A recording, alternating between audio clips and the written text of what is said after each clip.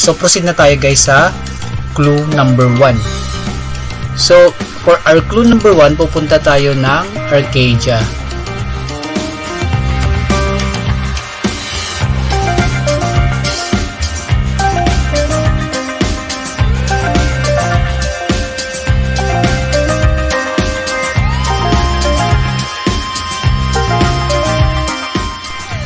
Alright, so for our clue number 2, we are going to kill 4,000 level 140 mobs at Sabok Province. So ito yung yellow boss dito sa may Sabok Province. Kung mapapansin nyo, meron ditong naliligaw na level 140.